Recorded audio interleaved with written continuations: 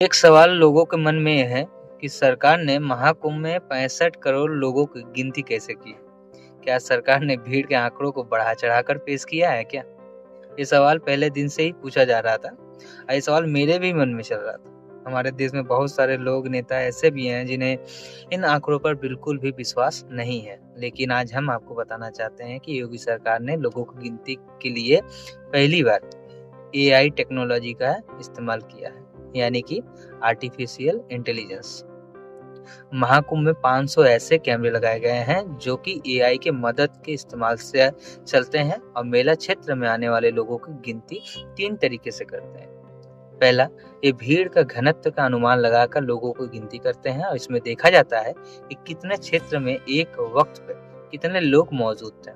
दूसरा, मेला क्षेत्र में ऊपर से हेड काउंट यानी कि लोगों का सिर देखा जाता है, उनसे उनकी गिनती की जाती है। और तीसरा तरीका है कि फेशियल रिकॉग्निशन, जिसमें एआई कैमरे से लोगों को चेहरों की पहचान करके उनका एक डेटा बनाया जाता है और ये सुनिश्चित किया जाता है कि जिन लोगों की गिनती हो रही है उनमें एक व्यक्ति को एक से ज्यादा बार नहीं गिना गया है। कभी-कभी होता है कि एक से ज़्यादा बार गिन जाता है, आदमी का माथा सिर देखकर भी समझ में नहीं आता है, तो ये भी एक तरीका है।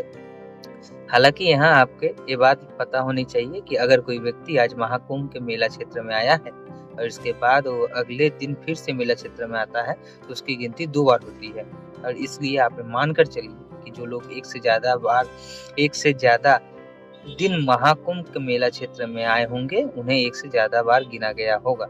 हालाँकि अनुमान है कि ऐसे लोग की गिनती 1% से भी कम है, जिससे सरकार द्वारा जारी किए गए आंकड़ों में बहुत ज़्यादा फर्क नहीं पड़ेगा। मौजूदा समय में पूरी दुनिया में भीड़ की गिनती करने के लिए एआई सिस्टम की मदद ली जा रही है। दुनिया में इसके सक्सेस रेट सबसे ज़्यादा है, 90 से 99% के बीच में आता है।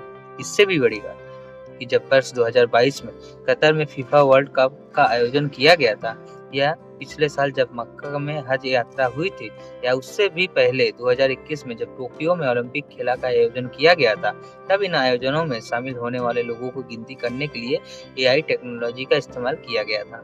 लेकिन इन देशों में से इस पर कोई विवाद नहीं हुआ और दुनिया में किसी ने ये नहीं कहा कि उन्हें एआई से हज यात्रियों को भीड़ की गिनती करने में सबूत चाहिए।